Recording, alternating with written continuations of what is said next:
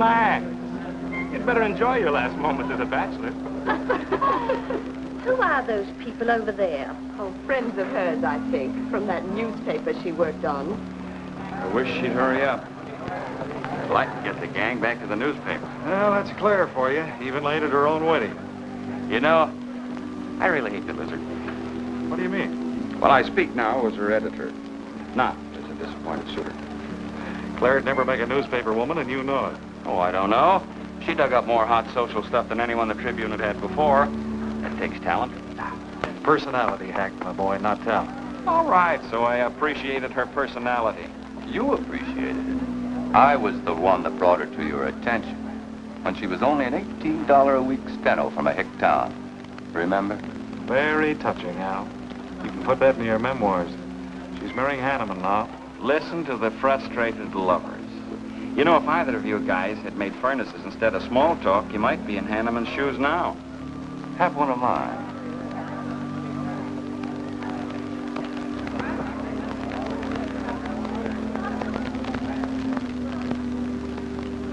We do have memories, don't we, Les?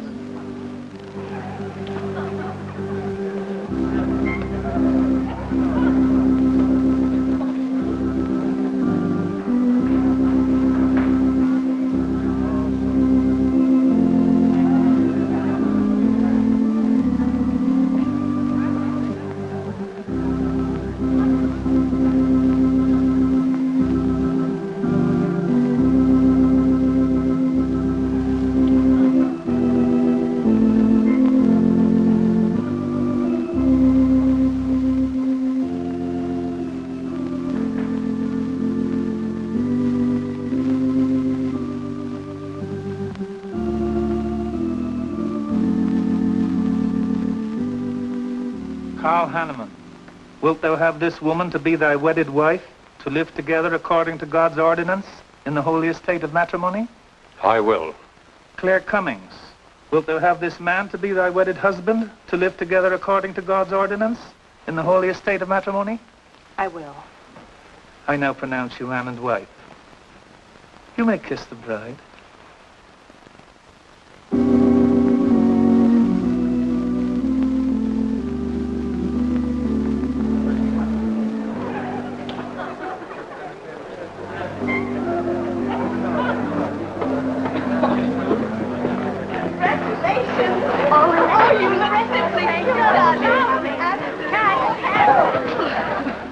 June, don't tell me I'm going to lose another employee. Don't worry, Mr. Doyle. I don't even have a boyfriend. We better go in now and cut the cake. We'll have to hurry, darling, if we expect to catch that plane. I'll be right in. I just want to say my goodbyes to a few of the gang. All right, but hurry. Thank you. Thank you.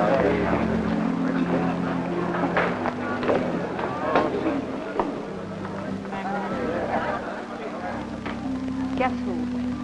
Why did you come out here? Because I love you. Because you love me. Claire, you're crazy. Don't you know what those words meant in there? Let no man put asunder. No one can put us asunder, Les, you and me. Oh, I never could figure you out. Except that, well, you make everything add up to spell Claire, don't you? Now, darling. You're even getting a sadistic kick out of having me at your wedding, me and the others. But there are no others. Only you. I'll think about you on my honeymoon. I'll write you. Miss me, Les. I know you both will be very happy. I beg your pardon. Thank you. I'm ready with my cameras, Mr. Hanneman. I've been looking for Mrs. Hanneman. You haven't seen her, have you? I believe you'll find her on the terrace.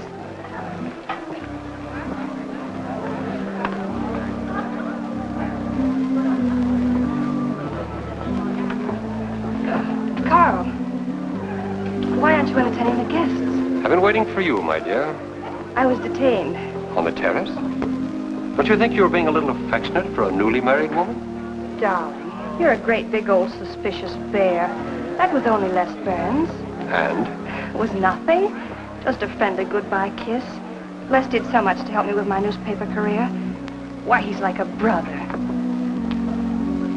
You're the only man for me, darling. Ever. They're waiting for us. Shall we cut the cake?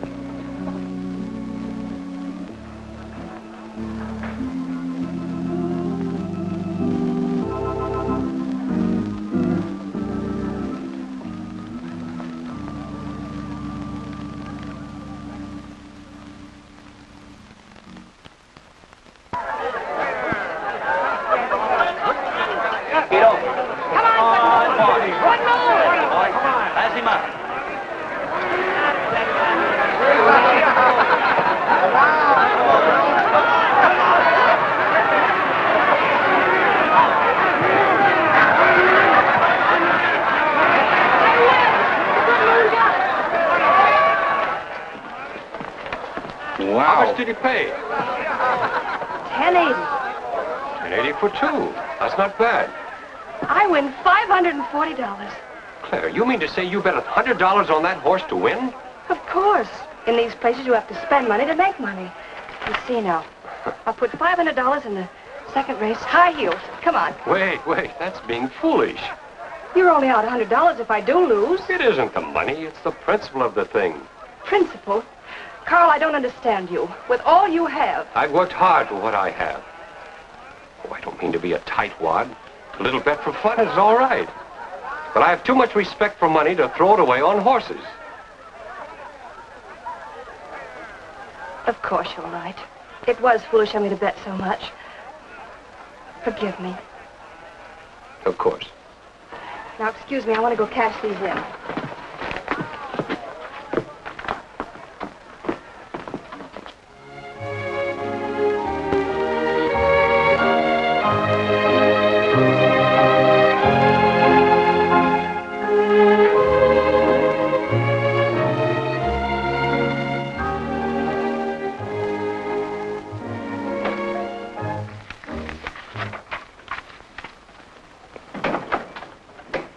Hello, darling. Miss me? Back so soon, Carl. Oh, I went to the barber shop. Who are you writing to?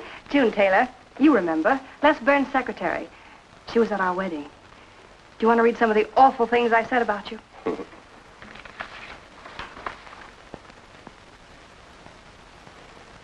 It's hard for me to believe that I'm so lucky as to have a woman like you in love with me. It's true, darling. Every word of it. I'm sorry, Claire.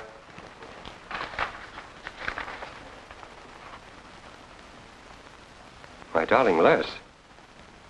To June, eh? Things are beginning to make sense now. Carl, darling. So that was a goodbye kiss you gave Les Burns.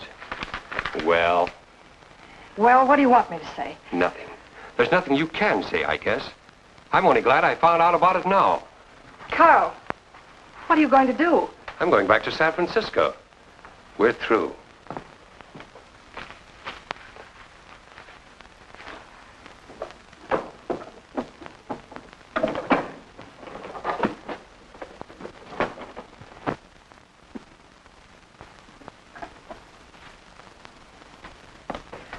But what am I going to do, Carl? I don't care what you do. But I have no money. Thanks to your great generosity. That was enough for the week's hotel bill. You've got that money from the racetrack. Live on that. You'll not get another cent from me. Oh, no. I wouldn't be too sure of that. I'm your wife, Carl. There are community property laws in this state. It won't be that easy. It'll be very easy when I show this letter to the judge. And I'm starting divorce proceedings in the morning. Oh, Carl, darling, let's talk this thing over. It's so silly. Get out of my way before I forget myself.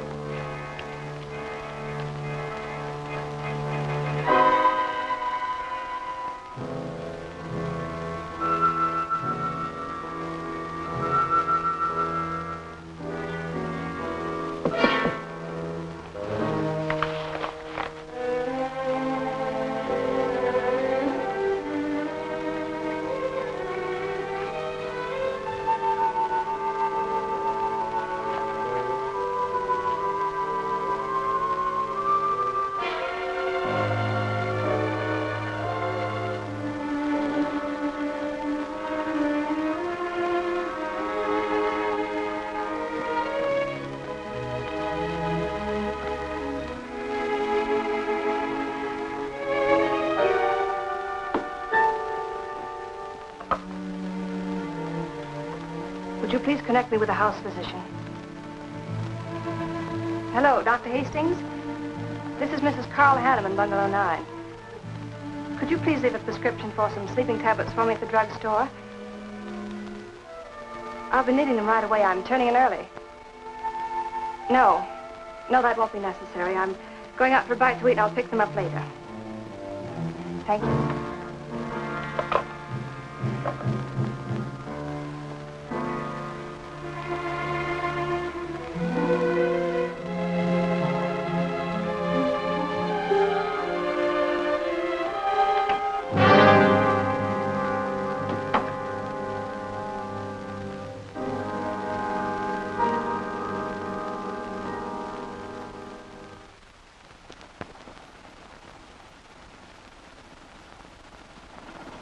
I want a new set of plugs in 42.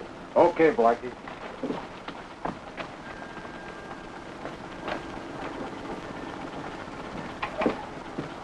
Are you Mr. Tellen? Yeah. I must reach San Francisco by tonight. I want to be back by morning. Can you make it? I can make it up and back if If what? this weather holds out and my fee is big enough. How much will it cost? $400.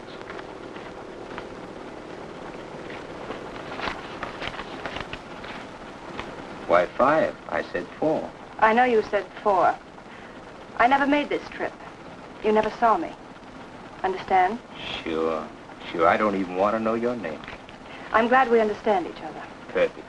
Now, if you wait over there, we'll be ready to leave in a few minutes. Hey, Jack, roll out 41 and let's warm it up. Right.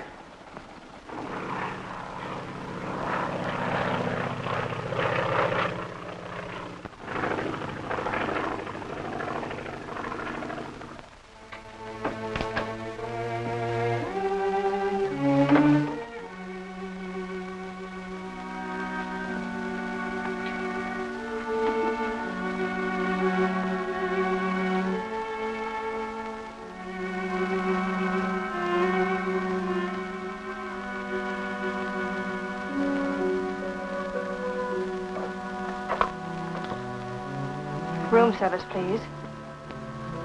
Hello? This is Mrs. Carl Hanneman, Bungalow 9. Would you please send a waiter over with the menu? Thank you.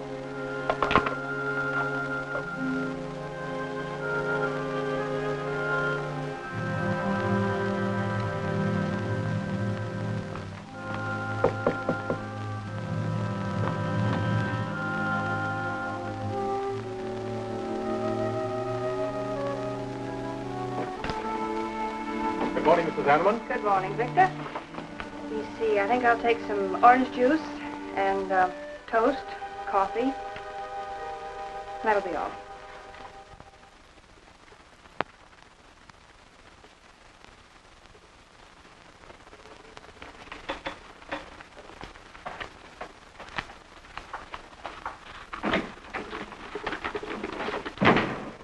How was the ball game? That was no ball game. It was a track meet. 12-0. This all the mail today? Yes.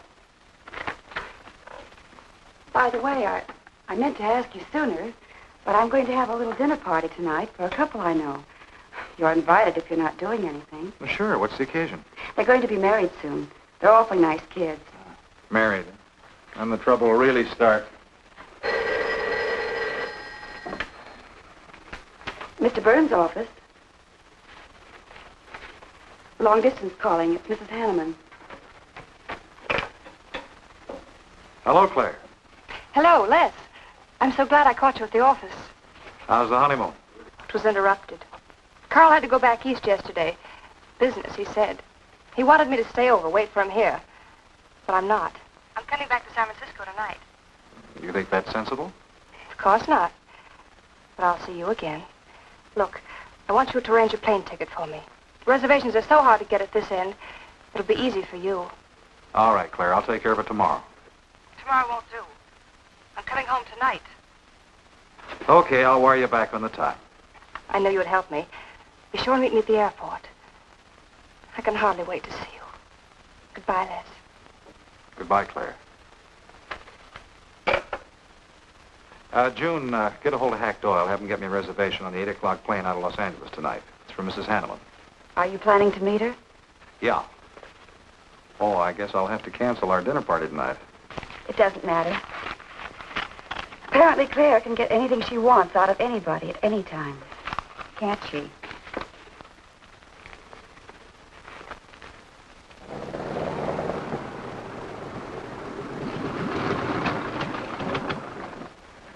I never thought I'd be back with you so soon, darling. It's wonderful. It's crazy. Then why did you meet me? I don't know. I do. Because you still love me, don't you, Les? I'll get over it. I hope Carl stays in New York for a long, long time. That seems a bit odd. He didn't arrange his business affairs so they wouldn't interfere with his honeymoon. Yes, I thought so, too. You certain you and Hanneman didn't have some trouble? What kind of trouble could we possibly have had? Quarrel of some kind? Perhaps over us? Now, wouldn't that be ridiculous? Giving him some reason to doubt me just so soon after we're married? What do you think you're doing now? You don't feel sorry for Carl, do you? No. No, I don't. But I should. Look, let's forget all about him. For a few days, anyway.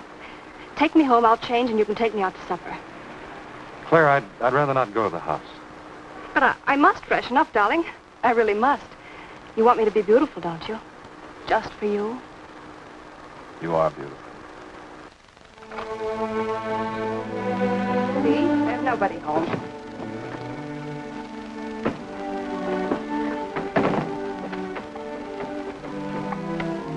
Wait in there, darling. I'll be down in a minute. Come here. Oh, darling.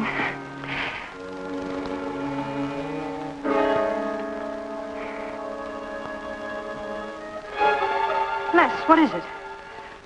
Stay here.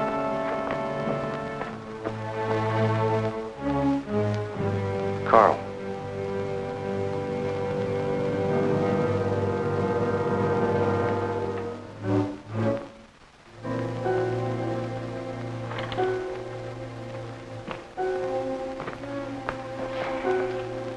Suicide. But why? Oh, poor Carl. Claire, I thought you said he'd gone to New York. That's what he told me. I don't understand it. Why should he do such a terrible thing? You probably know as much about that as anyone. It's going to be one of the first things the police ask you. You can't stay here, darling. I'll take you over to Hack Doyle's. Where's your telephone?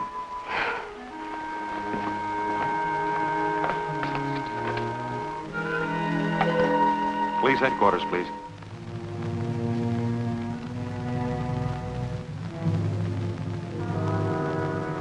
I thought of you and Hack right away, Mamie, and brought her over here. I hope you can put her up for tonight. Oh, of course. You can stay as long as you like, Claire. Thank you, Mimi. You're very kind. It's just too incredible. If you'd had any earthly reason. We were so happy. So very happy. And now there's... Oh, Hack, Claire's going to stay with us for a few days. Good. Plenty of room. The police are over there now. Murdoch said he'd stop by here later. Sure it was suicide? Fairly sure. The man in Hanneman's position, a beautiful wife and all that money? I don't get it. I don't either.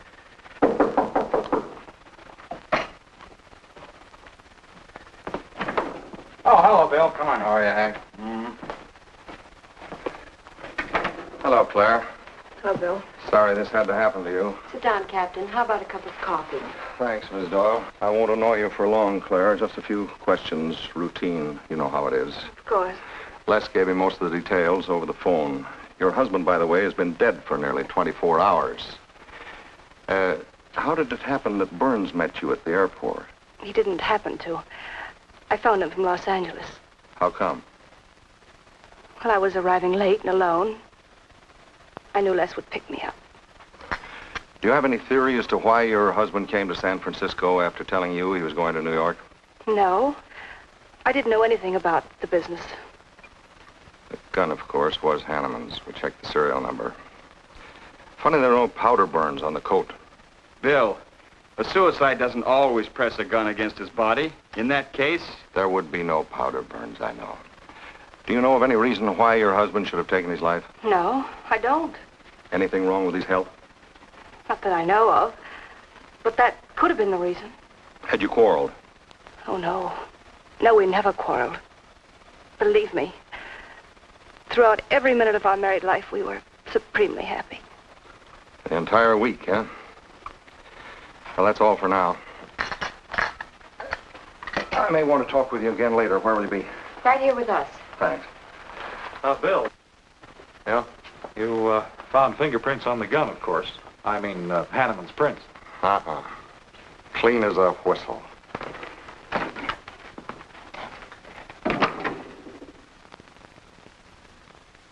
Mr. Burns, that's the position you and Mrs. Hanneman found her husband? That's right.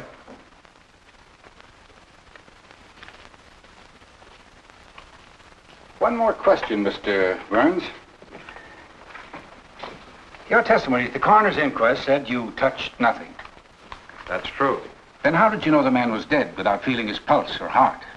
Mr. Chalmers, I've been around enough to know a dead man when I see one, especially after 20-some-odd hours.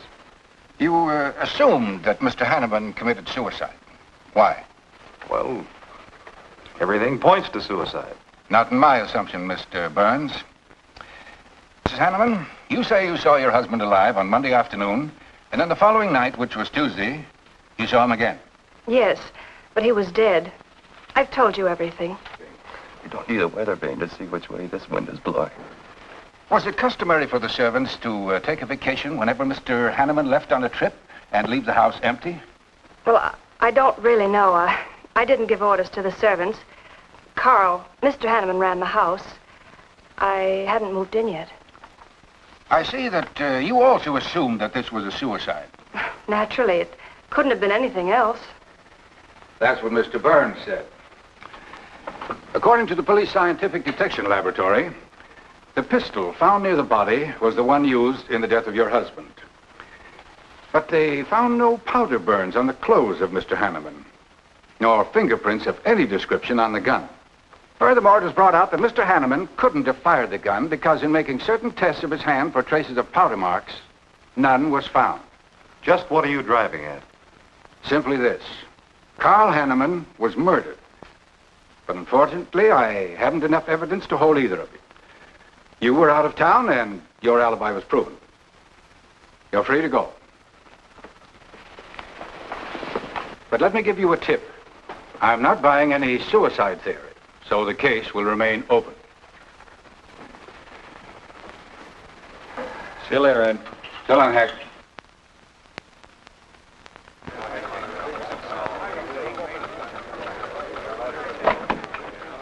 Good morning, Les. Just the guy I want to see. Yeah, about what? Oh, I've been assigned to do the follow-up on the Hanneman case. Oh, how'd you draw that? Oh, I asked for it. It'll be a dull job because there isn't going to be any follow-up. Just an ordinary suicide. Are you kidding? I never smelled an odor of fish so strong in my life. No fingerprints on the gun, and you call it suicide. So what? What makes you so sure? Can you give me a good reason for Hanneman killing himself? No, I can't. Perhaps he thought he had a good reason. And perhaps he didn't. So meanwhile, if I can dig up a plausible motive... Who asked you to dig up a motive, plausible or otherwise? I said, if I can dig up a motive, I'm willing to accept suicide. But if I can't, then it'll have to be murder. Still carrying the torch for Claire, Hal? Not anymore. But somebody sure fixed it in a hurry for you to get Claire again. That's a nasty crack. So meanwhile, chum, walk a straight line. Or you'll have people thinking you took a shot at Hanneman. You got a lot of work to do, Al. You're so right, boss.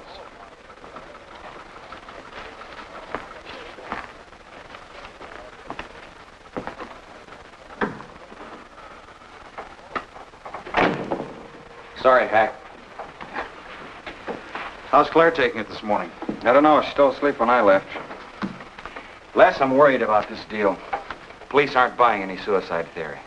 Is that why you put Herrick on the story? Maybe. He might dig up a suicide motive. What's your slant? Well, Hanneman killed himself. Nice try, Hack. You're about as subtle as a punch in the nose. You think Hanneman was murdered, don't you? Maybe I'm protecting someone. It's possible. But I'd like to protect someone if it isn't suicide. Like who? Like you. Who had a better reason? Hanneman's death meant that you'd get Claire back and $1 million odd bucks. That makes sense to a lot of imaginative characters around this town. I don't believe it for 1 second. But I still think it's safer to sell the suicide theory if Herrick can dig it up.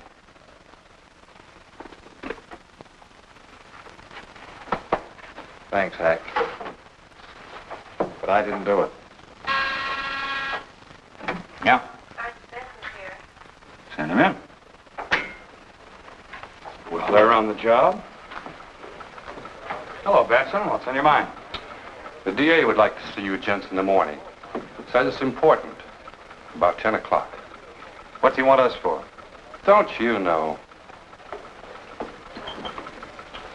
Mrs. Hanneman's already got her invitation. See you tomorrow.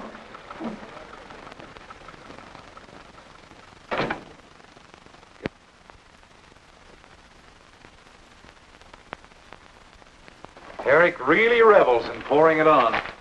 Well, it's news. Nobody's been hurt. Yet. By person or persons unknown.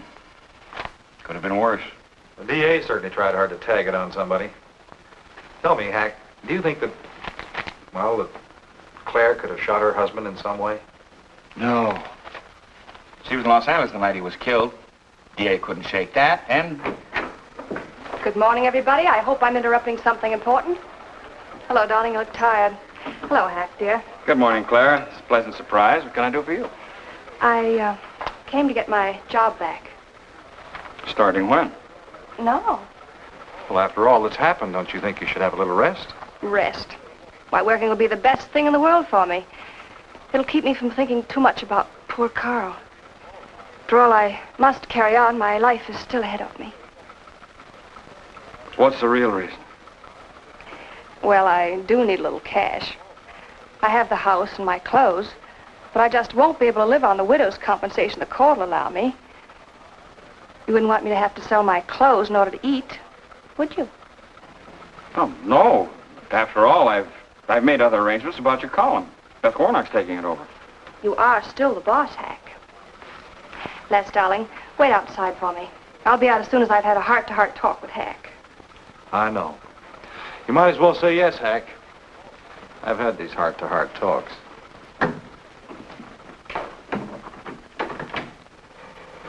You will let me stay, won't you, Hack?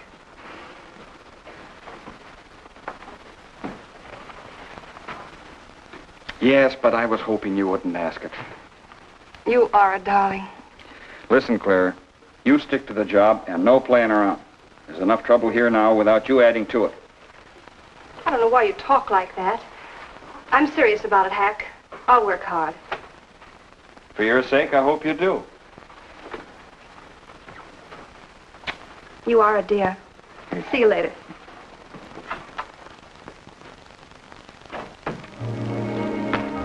Well, see you later, Al. All right. Hopefully you're friends. Yeah, old friends.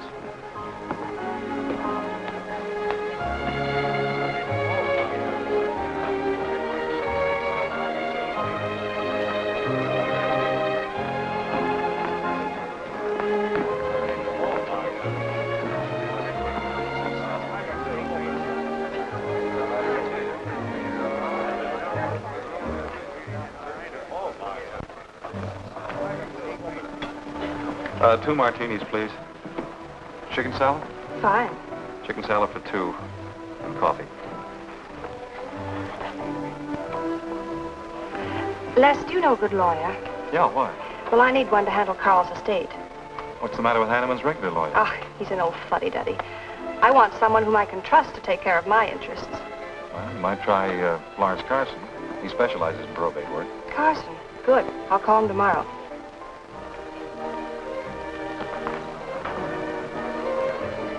Do I know that man over there? You should. It's Stanley Mason. Our paper's backing him for Congress. Of course. Why, the pictures on his campaign posters don't do him justice. You know, I never could figure that guy. Every time I see him, he's with a different girl. So? Oh, we'll have 4 Manhattans. Make them half French and half Italian vermouth. We'll order later. I'll look after them personally, Mr. Mason. Thank you. Stanley, isn't that Hanneman woman over there? Yes, she's very attractive, isn't she? Well, if she likes the type.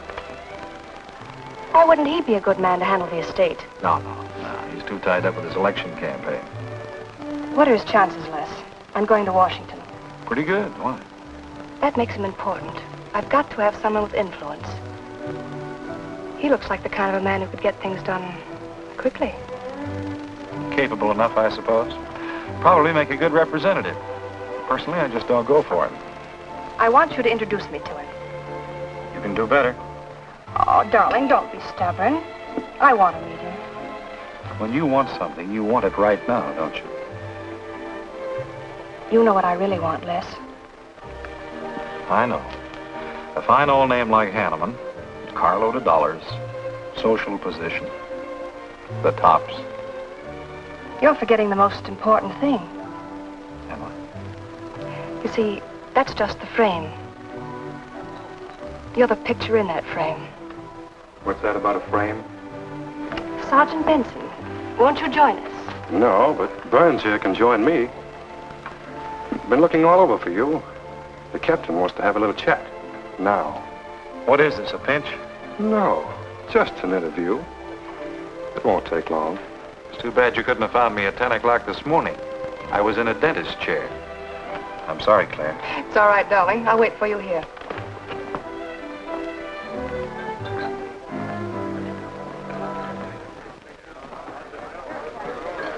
Violet.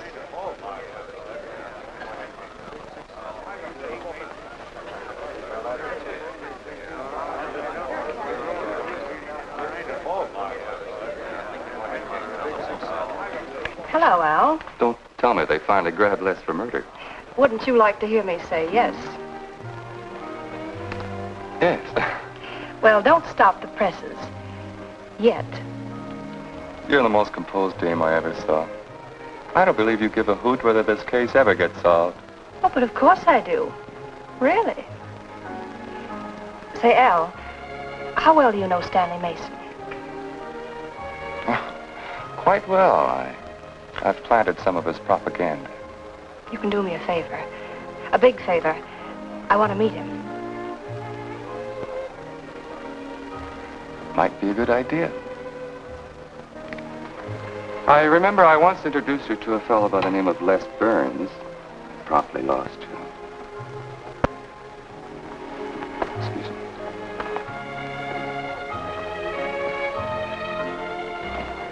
Stan, how are you? Well, hello, Al. Say, I have a young lady over here who'd like to meet you.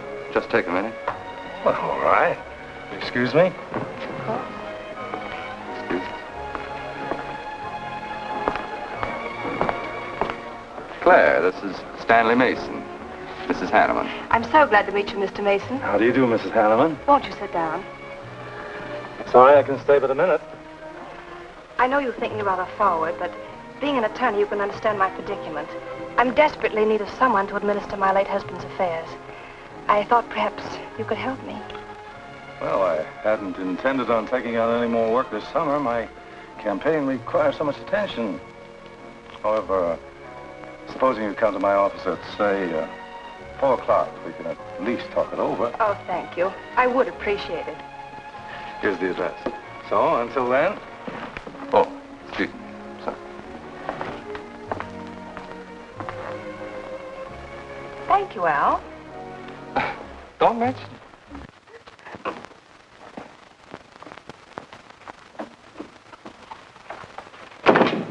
I found him, Cap. Right where I expected. With the grief-stricken widow.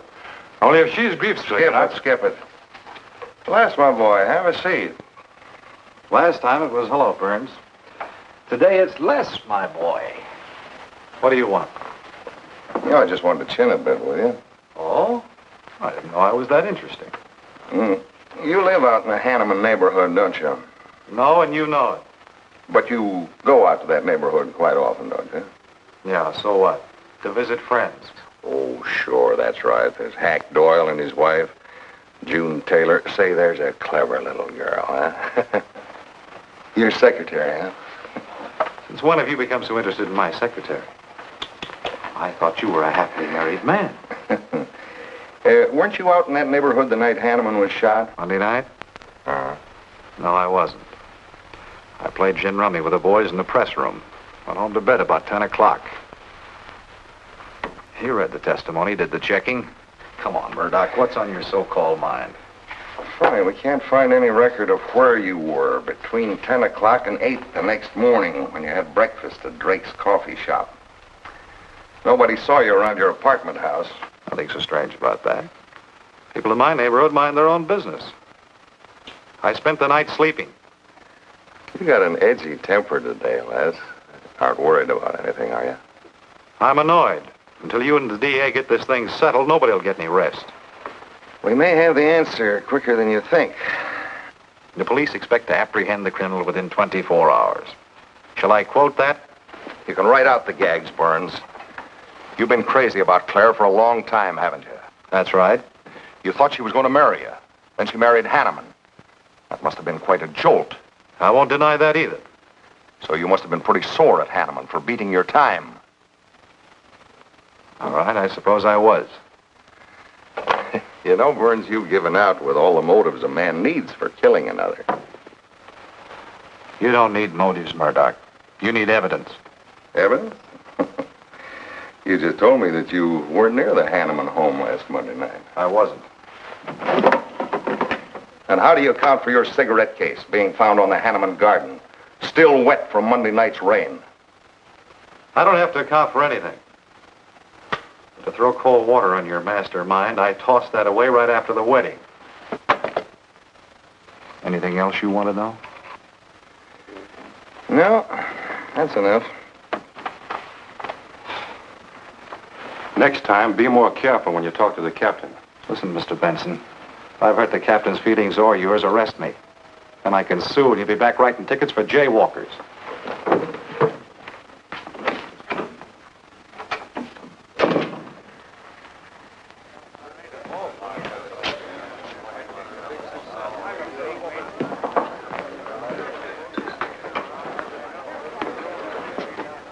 You rent that stool by the month?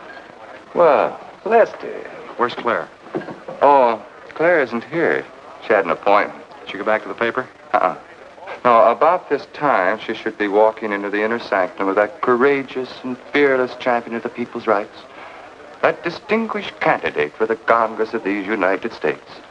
Mr. Stanley Mason. You sound like you're on Stanley's payroll.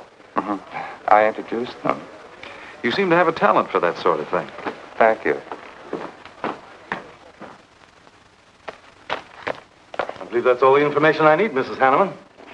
I can't possibly find words to express my gratitude in your consenting to help me. Oh, believe me, it's a pleasure. A little pressure in the right places should settle the matter quickly for you. Thank you again, and good luck in the elections. Oh, thank you. I suppose you'll be leaving for Washington immediately if you do win. Yes, if I win. You will. I know you will. Well, I really must be going. Oh, can't I drop you off somewhere? I'm sorry. Not this evening. Mr. Burns is taking me home. He's the gentleman you saw me with today. I'll call you tomorrow. Perhaps we can have dinner and talk some more about your problems. Splendid. Goodbye.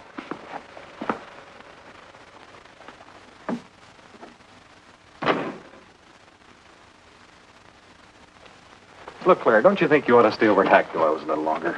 Might be unpleasant. Oh, don't be ridiculous. Come on. Oh, Roberts. Good evening. Good evening, Mrs. Hanneman. We weren't expecting you home. We've made no arrangements for dinner. I've had dinner.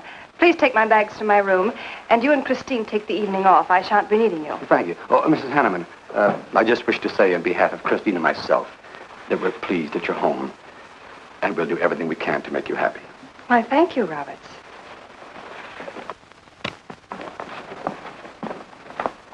Well, come in, darling. You aren't afraid of Carl's ghost, are you?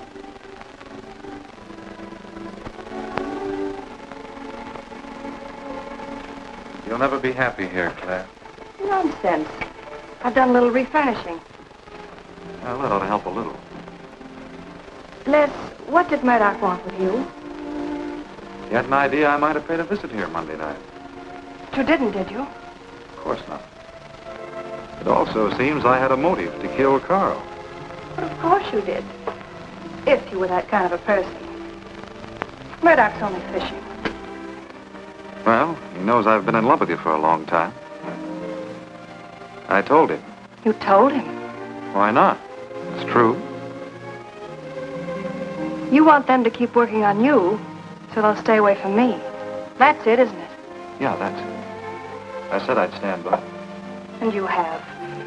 And I love you the more for it. You know I do love you, don't you, darling? I think you do, Claire. In a peculiar, mixed-up sort of way. I never should have married Carl. I didn't really love him, but he offered so much. Things I never had. But that's all over now. No, it's not all. And it won't be until they find his murder. They will. And there'll be nothing to keep us apart again. Ever. If I could only sell myself on that. You've got to, Les. You've got to.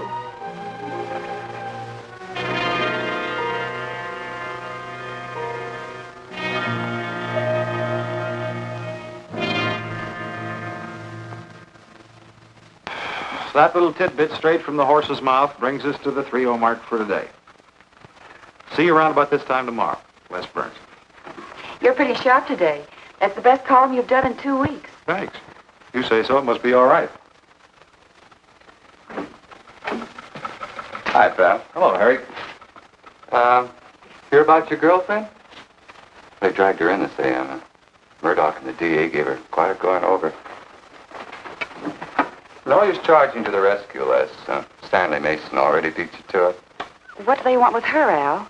Well, it seems they had a hunch Claire made a fast round trip into town the night her hubby joined his ancestors. Seems they thought her alibi about being in L.A. the whole time was the bunk. Oh, that's ridiculous. Oh, is it? Well, you'd know more about it than anyone. Jones, put that through, please.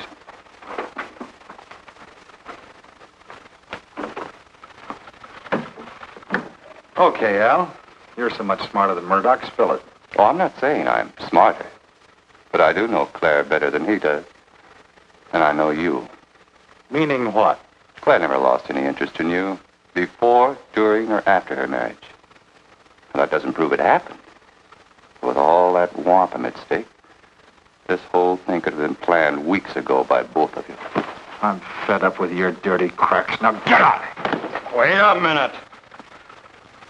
Look, Junior, one of these days I'm going to be too late and you're not going to have any teeth. Mm-hmm. You're so right, boss.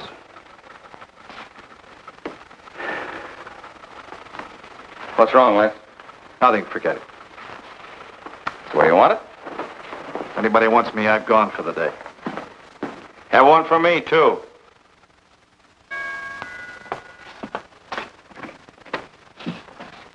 Where's Miss Hanneman? I gotta see her. She in? Why, yes, but she's going out. This is important. What's the trouble, Les? Oh, I've been trying to find you all afternoon. You didn't get back to the paper. Where were you? I was with Mr. Mason. We were talking over the estate. Oh. Looks like you got some more talking to do. It's really only business, Les. Come in, but I can only see you for a moment.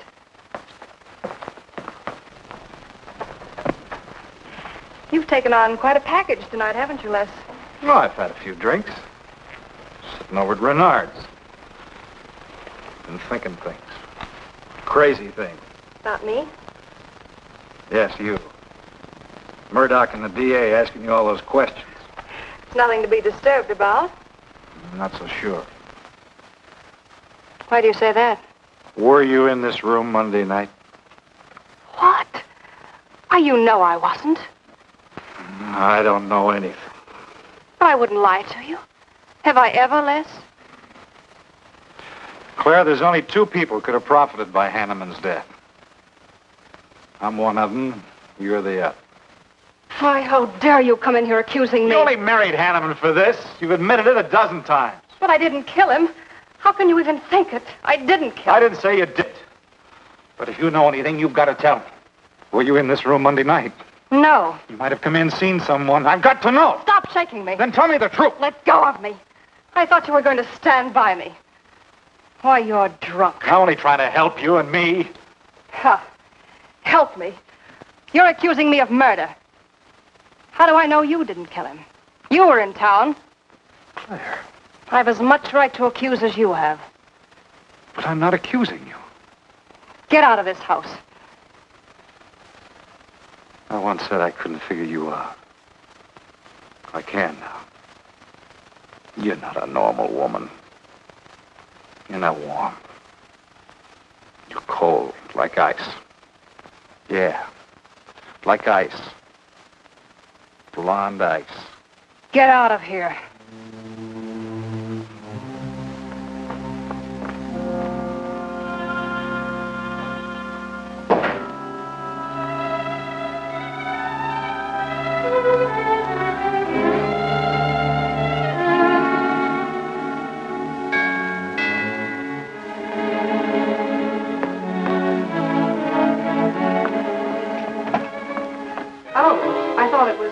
Hello, Mrs. Hanneman.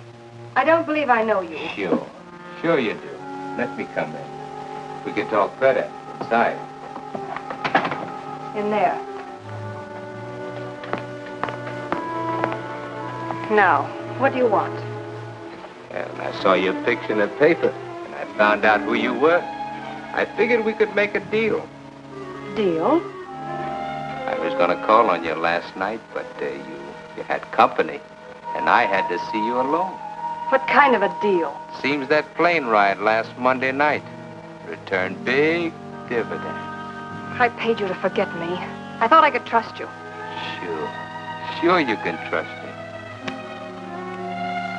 But it's hard to forget murder for any $100. Why, you dirty double... I don't like that word. All right, we'll forget what happened to Hanneman. I'll go along with you on that suicide story. That is providing there's a little consideration of, let's say, 50 grand. $50,000? Why, I don't have that kind of money. This estate's in probate. I won't receive a thing for months. I can wait. But in the meantime, I'll take this. I know a little man who'll lend me money on it. All right. Just don't come near this house again. But I will keep in touch with you. Quick, out the terrace door. And don't forget, Mrs. Hanneman, I'm not kidding about that 50G.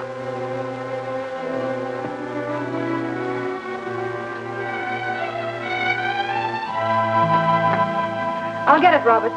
Yes, ma'am. Stanley, darling. Thank you.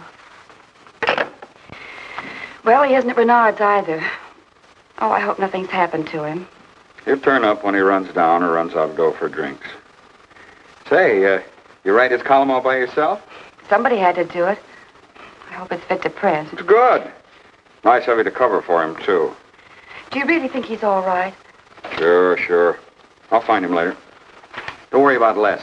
He's probably getting more poison out of his system than he is into it. I hope.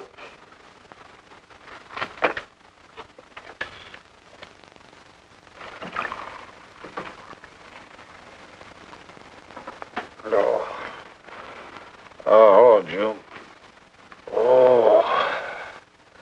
See if you can give me another head, will you? This one's not going to do me much good. You certainly had a little trip for yourself. I guess so. What day is it? Tuesday. Holy mackerel. What happened to Sunday and Monday? I took care of them for you. Oh, you would. Who found me, Hack Doyle? No. Claire. Claire? Mm-hmm. You were trying to convince the doorman at the top of the mark to let you out on the roof. It was the only way to the moon. Oh, brother. The moon? Looks like I wanted more than a little trip. Here, drink this. It'll make you feel better. Guess I've been the horrible example, huh? You no doubt thought you had a big reason for getting tight. Yeah, I had to get away from something. Something wasn't good for me. Have any luck? I don't know. I'm never going through this again, I can assure you of that. June. Well, I guess I'd better get back to the office. Thanks a lot for looking after me, June. I'll be down after a while, if I can make it. Don't hurry.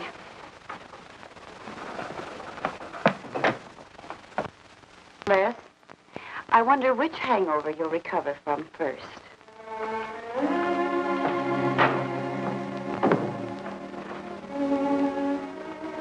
I thought we were all washed up, Claire. Les, for everything I said the other night, I'm terribly sorry. I guess I was a little mixed up myself. Forgive me, darling.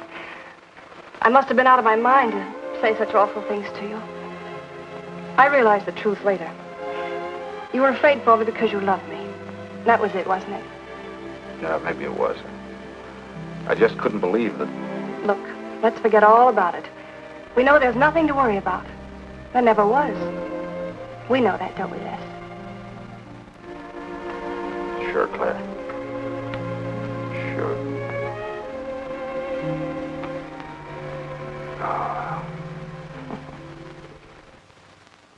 Here's to our new congressman. May your career be long and successful. Thank you, darling. Jeff, but aren't you both a bit early? I only wish I could be as sure of my future in psychiatry as you can be of your future in Washington. Doctor, you were analyzing me at dinner, the workings of my mind. Do go on. It's very interesting. I've never been psychoanalyzed before, and your deductions amaze me. Claire, I warn you, if Jeff continues, he'll have you convinced you're batty. Simply because your father ran away with another woman and your mother was relegated to hard work. Stanley doesn't quite believe in the powers of psychoanalysis, Mrs. Hanneman. But if either of you could spend a day in my office listening to some of my patients, you'd see the logic of my deductions. Or any psychiatrist's, for that matter. Oh, don't mind Stanley's cynicisms, Doctor. Yes, Robert? Telephone for Mr. Mason. Excuse me. Certainly. I was telling you at dinner that I believed that money, clothes, adulation, etc. was a necessity with you. That some people are impelled towards an objective without even consciously knowing why. Is there something criminal in my being ambitious? Why, no. Criminal? Of course not. Unless your ambitions take a perverse form, then you'll stop at nothing, right or wrong, to get what you want. They say the female of the species is deadlier than the male. Go on, Doctor. Sorry to interrupt, darling. It was my campaign manager. He arranged a last-minute radio interview for tonight. I'll have to leave. You can drop me off downtown, Stanley. I'll get my coat. All right. You forgive me, darling? Of course, honey. I'm so proud of you. Oh, I almost forgot the good news. I had lunch with the DA this noon. It looks like Hanneman's murder is going to be filed away under crimes unsolved. It's their opinion that it must have been done by a burglar. Oh, I'm so glad, really. Now I'll be able to go with you to Washington with a clear conscience. Say, you haven't told any of your friends about our plans, have you? Oh, no, of course not. Good. We'll surprise them tomorrow night. Yes, we certainly will. Ready? Yes, thank you.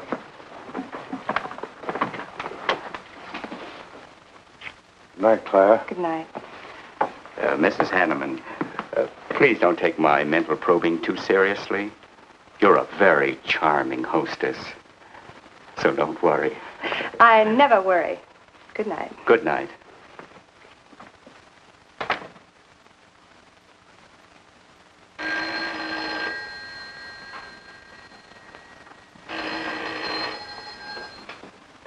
Hello? Yes, this is Mrs. Hanneman.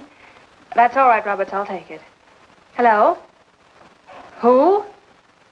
How dare you call me here? I had you. I'm in a jam. I need some dough, and you've got to help me. The estate isn't settled yet. I told you I don't have any money. Don't give me that. You're a smart girl, and if you haven't got it, you know where you can find it. I need at least a couple of grand now and tonight, or else I go to the cops. I got nothing to lose. I have about $700 cash in my jewelry. All right, bring it along. Meet me at the end of the Old Valley Road. Be there in 20 minutes.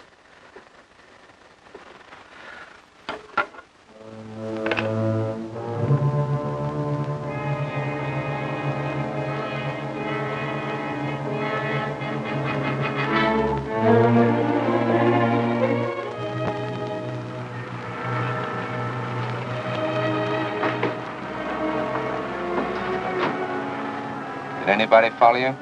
No, Then stop being nervous. I'm not nervous. You are. All right, give me this stuff and let's see if I can use it. These look all right. I got into the bookies for a couple of grand. They're bad little men. And I've been stalling. Tonight they told me, pay off or else. They wouldn't kill you for $2,000. They'd kill for a lot less. That's why I had to put the bite on you. Thanks, Mrs. Hanneman. I wouldn't double-cross anybody.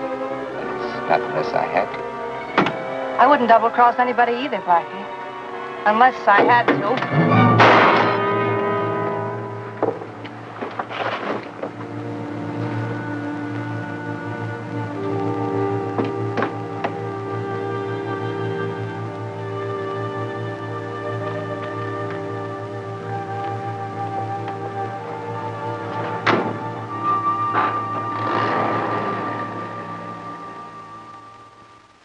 First returns have been received from the 12th precinct.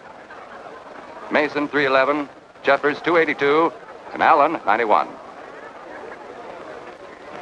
That just about cinches it.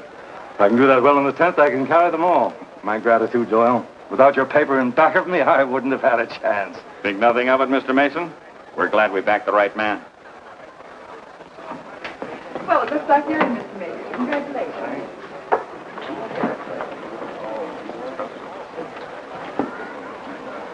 Seen Les and Claire yet tonight? No, I guess she's waiting to make her grand entrance. It's about 100 times you've asked for them, Hack. What gives? Nothing?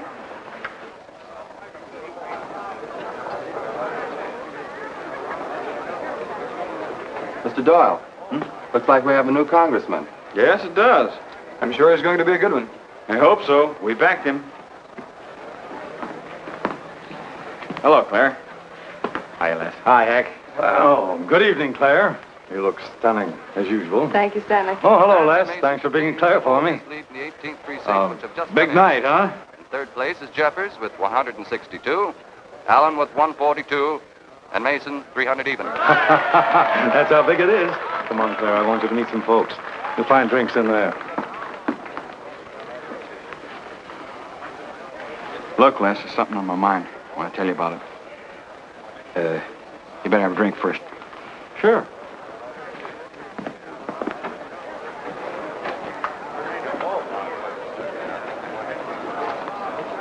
Hi, folks. How's the brawl? Well, at least the liquor's good. Well, Junie, aren't you a pretty thing tonight? Well, it's about time you noticed me.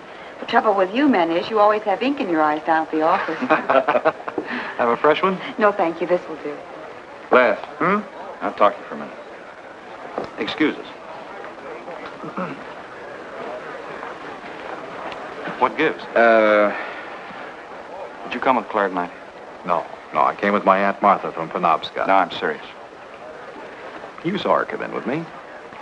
You better get her out of your system, but right now. What are you talking about? Things are fine with us now. She couldn't be sweeter. You should have seen her earlier, helping me get things ready for that little party up at my place tonight. How about a speech, Mr. Mason? We haven't had one. Come on, Stanley. Yeah, give us a speech. That's all I need.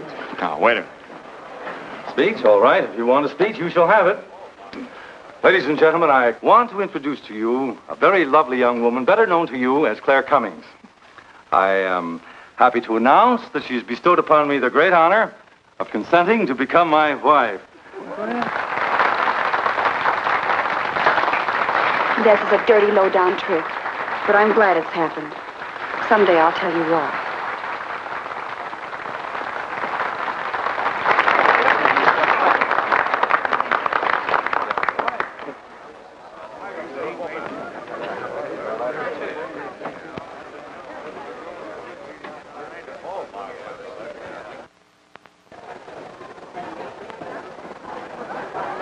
All the Thank you, happiness in the world, my dear. That was quite a speech you made, Stanley. Surprised, Jeffrey?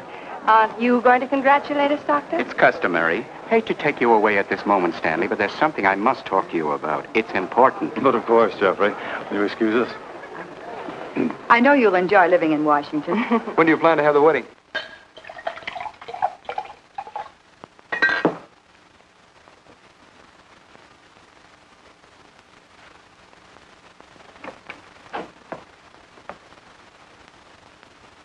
Don't look at me like that, darling. And what are you doing here? I wanted to see you alone. Sure, not a husband in sight. Dead or alive. I didn't have a chance to explain. No one can put us asunder, Les. You and me. It was more effective last time with wedding music, remember? Oh, you're cruel. I didn't mean to hurt you, and you are hurt, aren't you? That's how much you bother me now. Not a quiver. What about your heart? Claire Cummings, Hanneman, Mason. If this keeps up, you won't be able to get your initials on your silverware. I can't help it, Les. I do love you, but you could never give me the things I must have. Money, importance. With me, they're a necessity. Oh, stop it, Claire. You're like a poison. Take a little bit and you're finished. But too much becomes an antidote. All right, darling. But if we've really come to the end,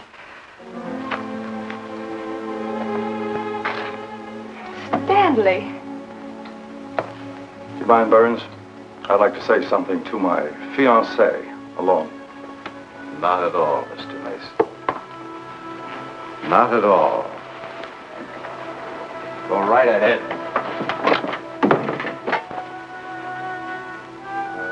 The congratulations are hardly over before I find you in the arms of your old sweetheart. That was a stupid remark. I had to say something to him, didn't I? So you didn't tell him earlier. You said you were going to? Well, I couldn't find the words. Is that why you're angry? Oh, darling, let's not quarrel. We can do that after we're married. There isn't going to be any marriage. What are you saying? I'm afraid we've made a mistake. You can't mean that. What'll my friends think? I couldn't stand the humiliation. Oh, you'll get over it quickly enough, as quickly as you did your other marriage. Why are you talking this way? What did that phony doctor tell you? That's not important. We've made a mistake. Now let's forget it, shall we? But you can't throw me over. I've looked forward. I've planned. You're taking me to Washington with you. Away from these people, these memories. I've got to go with you, Stanley. No, I'm sorry. It's final. You ought to see a doctor, Claire. A doctor like Jeff. I'll look for you at the party after he talked to me. I merely wanted to ask you something. Doyle told me where I'd find you, but I didn't believe him either. But finding you here proves many things. You're not well, Claire. All right. I didn't mean to crack up. At least we could have a farewell drink together. No hard feelings, really. Why don't you fix some for us? I must say you're being regular about it.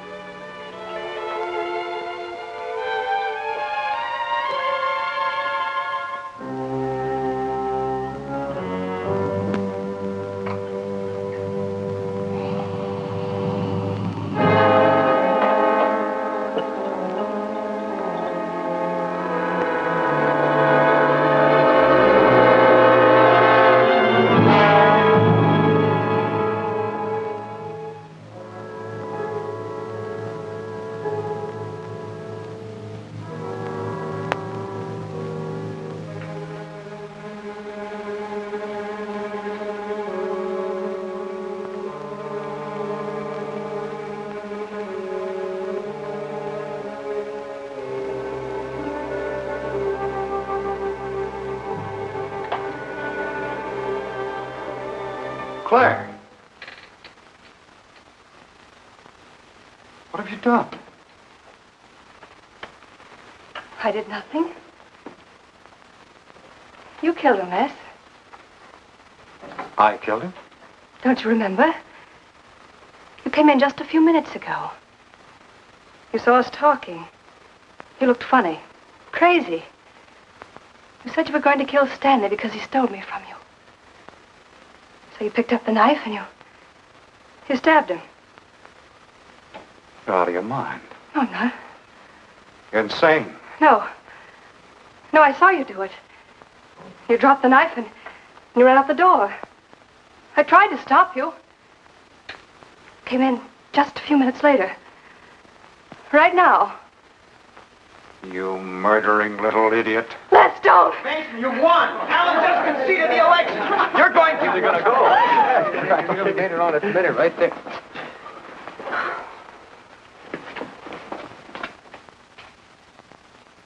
So you see, Doctor, the evidence is really stacked against Les Burns. I and the others feel that he's absolutely innocent. Now, I asked you down here to see if there wasn't something you could do to help us prove Les is innocent and Claire's guilt. Because just as sure as my name is Hack Doyle, she's framed him. I agree with you 100%. I am positive that Mrs. Hanneman killed Stanley. But because of her testimony and finding the knife in Les's hand when you arrived at the scene, the police could come to only one conclusion. Surely there's something you can do to help him. He's innocent. I know he is. Look, you were once connected with a big city police department. Then you must have run across cases of this sort. I know now that Claire Cummings is a nut if I ever saw one. Yes, you're right, Mr. Herrick. I'll at least have a try at it. I'm just as interested in finding Stanley's murderer as you are in proving Mr. Burns' innocence.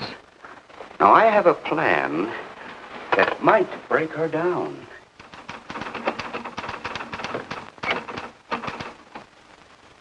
Well, good morning, Dr. Clippinger. To what do I owe the pleasure of this visit? It's no pleasure for me, Mrs. Hanneman, I assure you.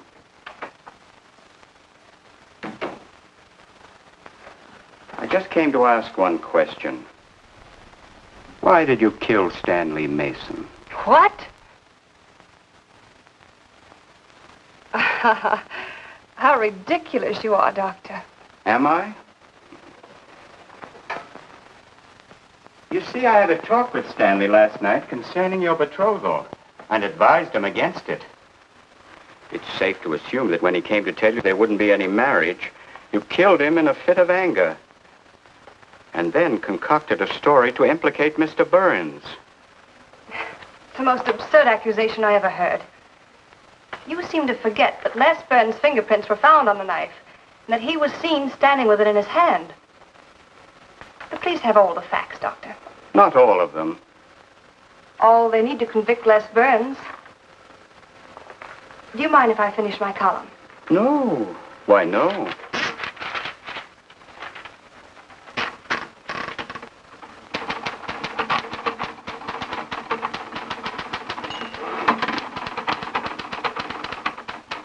I suppose you'll tell the police I killed Stanley and give them that fantastic story to back up your accusations. It won't sound so fantastic to them, Mrs. Hanneman. I discovered one or two other flaws in your story. They'll laugh at you. It's insane, absurd. Oh, you're wrong. You see, I've spent my life delving into distorted minds like yours. I worked for the police for many years as a consulting psychiatrist. You sound more like a hypnotist. And I'm quite fed up with your insane theories. Now, Doctor, looking for something, Hank? Police are on their way. Police? What for?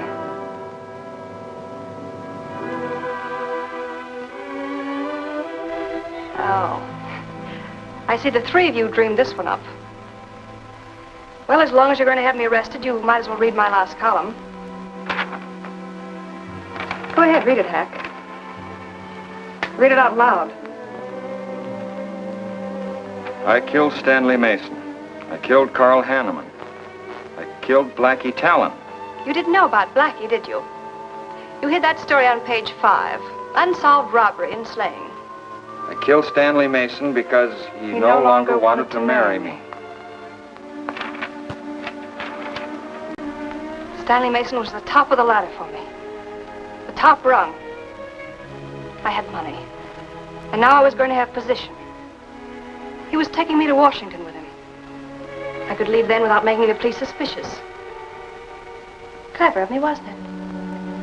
Why did you frame Les Burns? Why? Because he caught me with blood on my hands. Because at last even he had discarded me. I never loved any of them. You, Al, Hanneman, Mason. But Les, I wanted to hang on to him. He was of no use to me, but I couldn't let him go. Maybe I did love him. Hello. Miss Cummings? No, she's off. I'm glad you confessed, because you never could have gotten away with it much longer. I would have, but to per you, Dr. Clippinger. You with your slimy scientific snooping. As soon as you came in, I realized it was you who turned Stanley Mason against me. You sent him to his death just as much as I. Sit down, Claire. Why, but for you, I'd have everything I ever wanted in life. I hated you because you were the first man who ever saw inside my mind. And I'm going to kill you. Let go of my arm!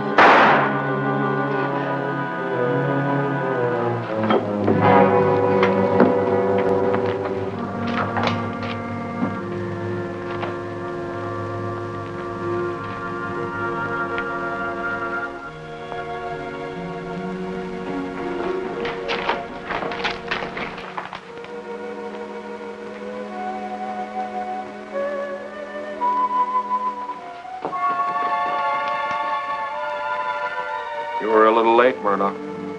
Well, it was probably better this way. I can scarcely believe it. A woman as beautiful as that. You didn't know her very well. None of us really knew her very well.